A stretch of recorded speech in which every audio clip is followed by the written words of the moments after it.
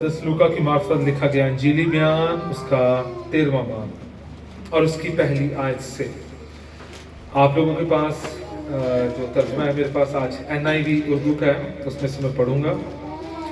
उस वक़्त बाज़ लोग वहाँ मौजूद थे जो उससे यानी यीशु मसीह को उन गलीलियों के बारे में बताने लगे जिनका खून पिलातुस ने उनकी कुर्बानी के जानवरों के खून में मिलाया था।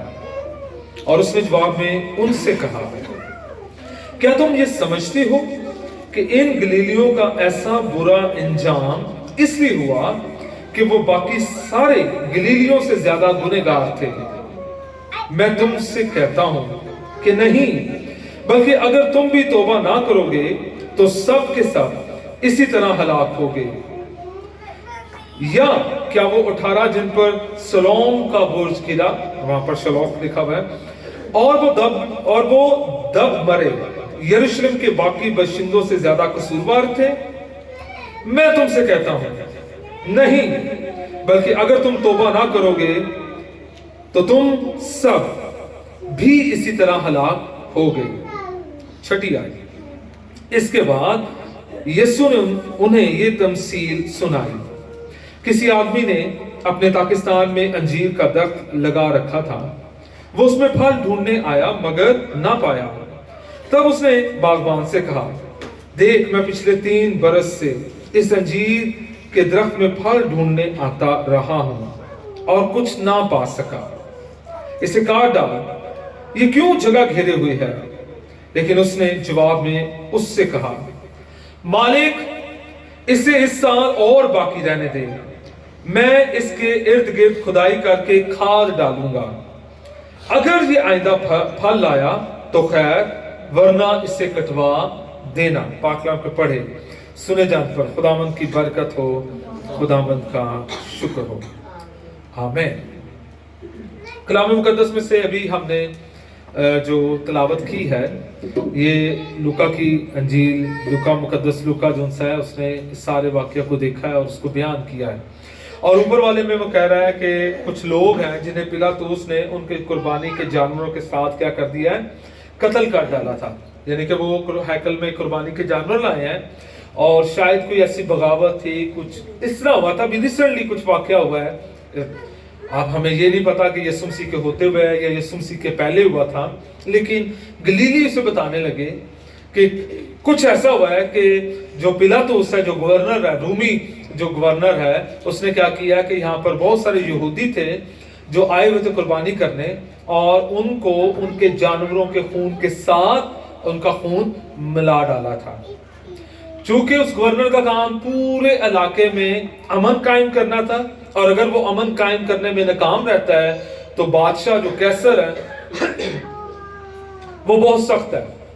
आपने अक्सर कुछ चीजें देखी होगी, वो बल्कि अमाल की किताब में लिखा हुआ है कि एक सूबेदार है, दरोगा है, जब पलूस और सलास रात दुआ कर रहे हैं, बेड़ियां खुल जाती हैं, तो उसने तलवार निकाली और अपने आप को मारना चाहा। उसने कहा रुक जा, क्योंकि उन्हें पता था कि अगर मैं बच भी जाऊंगा तो क्या करेगा जो गवर्नर है या जो बादशाह है वो मुझे मार डालेगा, क्योंकि उसने कैदियों की हिफाजत नहीं की। उस वक्त जो रूमी जो नौकर थे, उन्हें ये पता था कि अगर किसी भी हुक्म में अदूली हुई तो उसका खमियाजा क्या है, मौत है।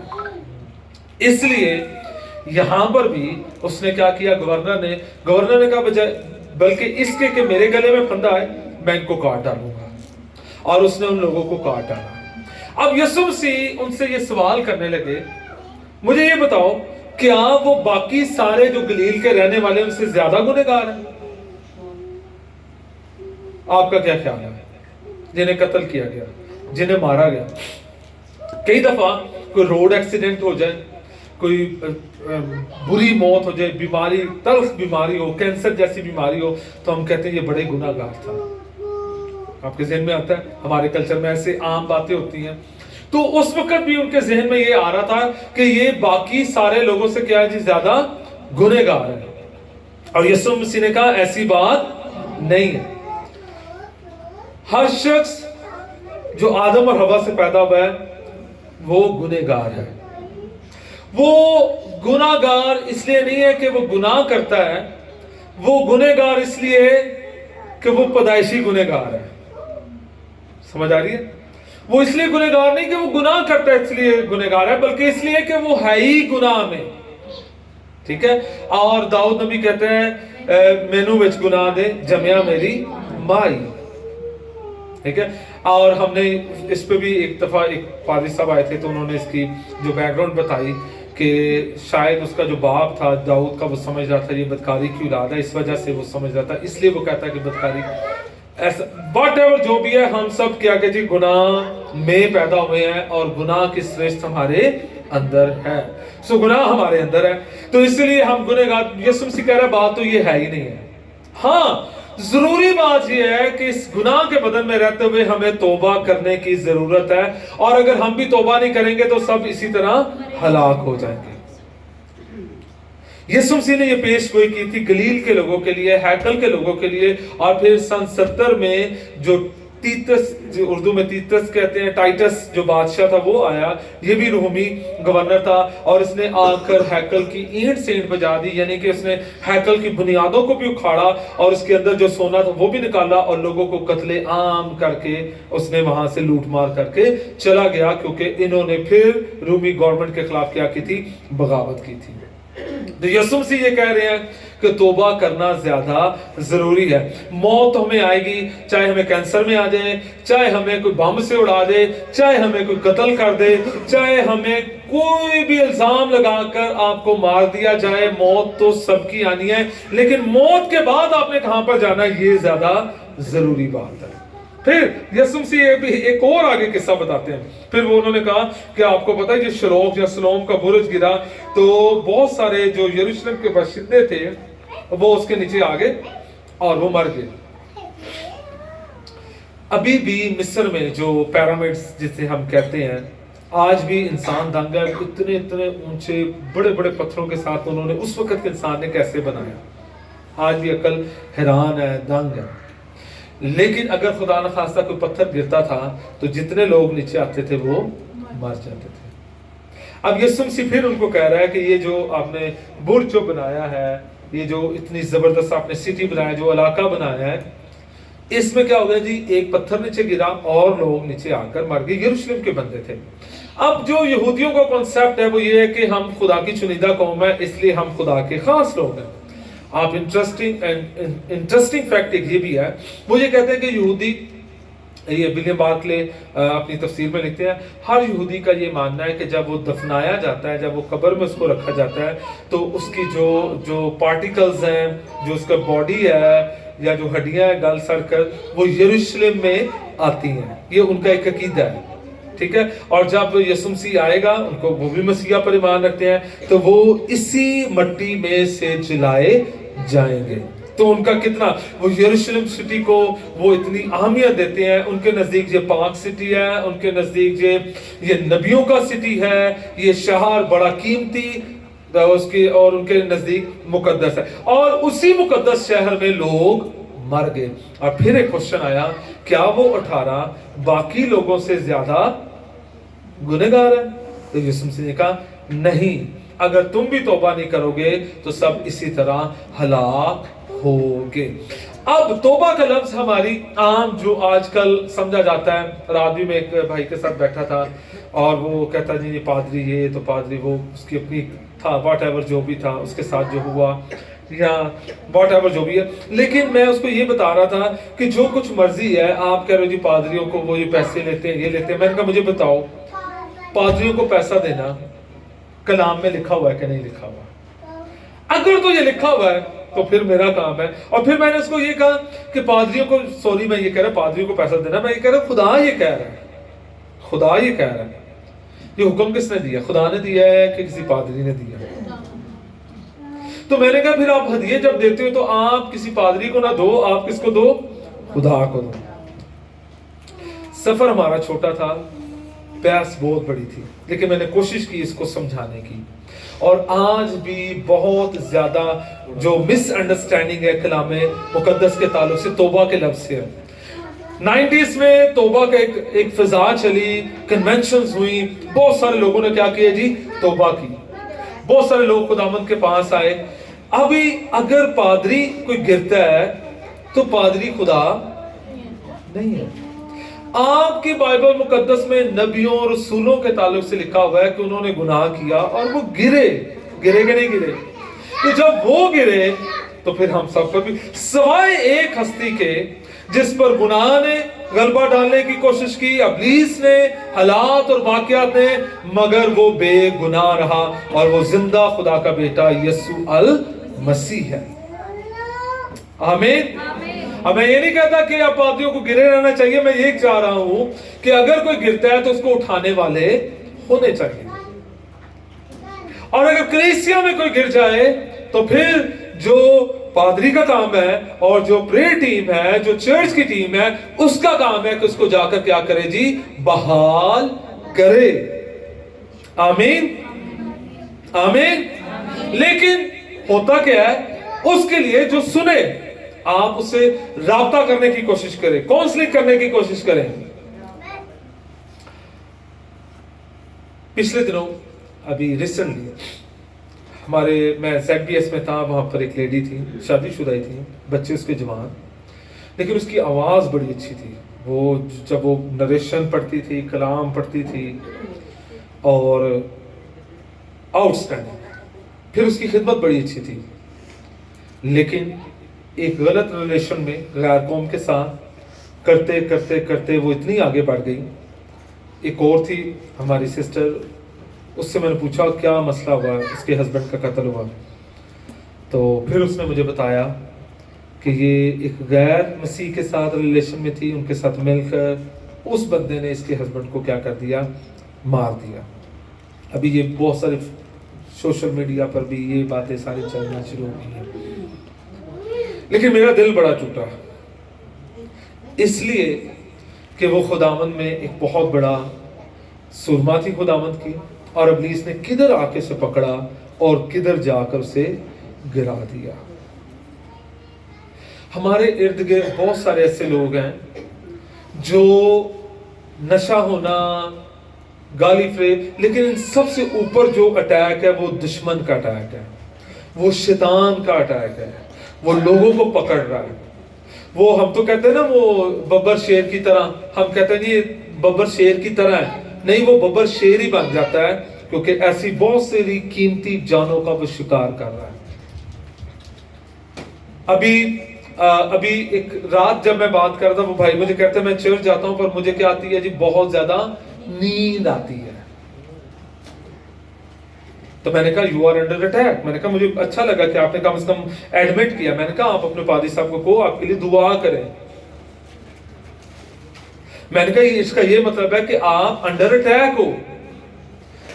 कई लोग रात दिन ड्यूटी करके आते हैं, वो तो चलो एक समझ आती है, हाँ उन्होंने रात सारी जाग के आए हैं।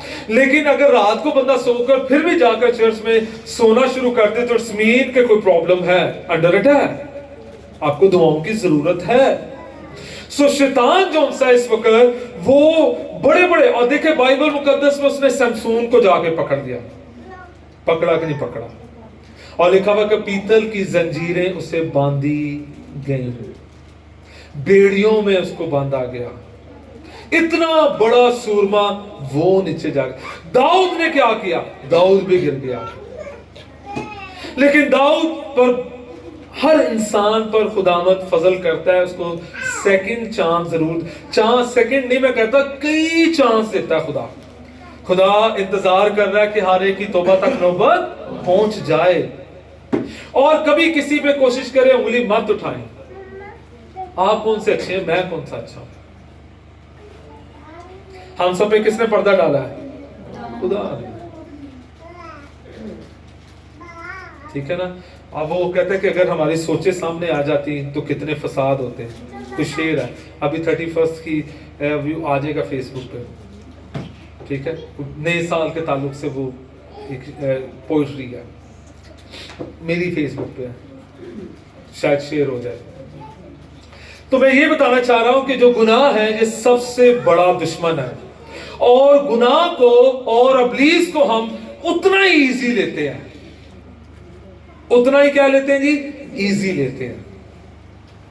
कल परसों रात से मेरे स्टमक का प्रॉब्लम बन गया और बहुत ज्यादा बुरा हाल। जब हम आने लगे तो गाड़ी बुक करा रहे, फिर मेरे ज़हन में आया, मैंने भाई को कहा, मैंने कहा वो बाजी घर पे होंगी, मैंने कहा यार, कहते जी फ्लैजल, फिर फ्लैजल लगाई, उससे काफ़ी मुझे आराम। अगर मैं वो फ्लैजल की, अगर वो मेडिसिन में खा रहा था, एंटीबायोटिक भी ले रहा था, लेकिन जैसे ही वो लगी फ्लैजल, मुझे सुकून होना शुरू हो गया। अगर वो फ्लैजल मैं ना लेता, इसी तरह यीशु मसीह का खून है, या तो आप लेकर जाएं या वो मांगना शुरू कर दे तो हम बच सकते हैं, अदरवाइज बचने का कोई चांस नहीं है। तो यीशु मसीह ने कहा तुम भी इसी तरह मरोगे अगर तौबा। तो तौबा के लफ्ज को बहुत सारे भाइयों की तालीम है, ये किसकी तालीम है? खुदावंद यीशु अल मसीह की है। अच्छा, ये वो है जो तौबा नहीं करने वाले। अभी आगे वो बंदा है जो तौबा कर चुका है और 2 साल गुजर गया, कोई फल नहीं, तौबा कर ली उन्हें। हाँ जी, आगे वो कहता है उसने पाकिस्तान में अंजीर का एक दरख्त लगाया और 2 साल से वो फल ढूंढने आ रहा है, और फिर कहता है कि यार इसको काट डाल। माली को कहने लगा, कहता है 1 साल इसको और भी दे दे, 1 साल इसको और भी। खुदावंद देखे कितनी मेहरबानी है। हम में से बहुत सारे ऐसे हैं जिन्हें ये साल, ये इतवार देखना नसीब नहीं हुआ और वो खुदावंद के पास चले गए, लेकिन मुझ पर और आप पर ये फजल है कि आज हम जिंदा हैं। किस लिए जिंदा हैं? बच्चियां ने ब्याह वेखण वास्ते, साडे बच्चे कामयाब हो जाए, यही होता है ना। अगर साडा ज़हन इत्थे तक इसलिए कि हम पाक जिंदगी बसर करें, इसलिए कि हम खुदा का जलाल जाहिर करें। फल ढूंढ, आपके अंदर कौन सा फल है? कभी आपने सोचा कौन सा फल खुदा ने आपको दे रखा है? अभी क्रिसमस पे हम सीख रहे थे, मैं अपनी जिंदगी का बादशाह खुद हूं, तो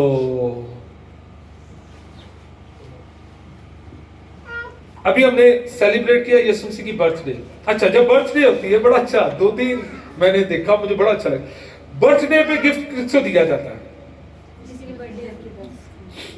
जिसकी पक्का आप किसी की बर्थडे पे गए हैं फिर उसको गिफ्ट दिया? यीशु मसीह की बर्थडे पे हम गिफ्ट किसको देते हैं? एक को दूसरे देंगे। समझ आई आपको? मैं ये नहीं कह रहा कि खुदा भूखा है, समझ आ रही है? अब मैं इस पॉइंट पे होना ही ना, तो पादरी कह रहे हैं जी लो, नहीं नहीं, ये नहीं, मैं आपको सही जगह पे लेके आने लगा हूं। यीशु मसीह को आप क्या दे सकते हैं? या कि खुदा भूखा है आपकी चीजों का? नो, यीशु मसीह को आपको सबसे कीमती चीज की जरूरत है, आपकी वफादारी। ओ माय गॉड, यीशु मसीह को आप क्या दे सकते हैं? अपनी यीशु मसीह को आप अपना दिल दे सकते हैं। ठीक है, वो बाइबल में लिखा हुआ है सब चीजों से ज्यादा हीलाबाज और ला इलाज है, लेकिन अगर हम यीशु को दे देंगे सुधर जाएगा। ठीक है जी, तो हम अपना दिल दे सकते हैं, हम अपनी वर्शिप उसको दे सकते हैं, हम अपने दिन का आगाज उसके नाम से कर सकते हैं, हम उसके जलाल के लिए बहुत कुछ कर सकते हैं। आमीन। नौकरी सभी अपने लिए करते हैं, अपने बच्चों के लिए करते हैं, यीशु के लिए कौन करता है? हम यीशु के लिए बहुत कुछ कर सकते हैं। और यीशु मसीह को आपकी जो रेयर चीज है और जो सबसे ज्यादा कीमती चीज है वो ये है, आपकी मर्जी उसकी मर्जी हो जाए। आमीन। तो अब तैयार है? इस बंदे ने, अब हम इसको तमसील को, ये चर्च के अंदर है और फल कोई नहीं ला रहा, ये अपनी जिंदगी का मालिक है जी, मैं खुद हूं, फल कोई नहीं है, अपनी मर्जी से सारे काम करने हैं, इवन खिदमत करने वाले भी, ठीक है, चाहे वो कलाम सुनाने वाला है, व्हाटएवर, जो भी चर्च के अंदर मिनिस्ट्रीज है, अपनी मर्जी करते हैं।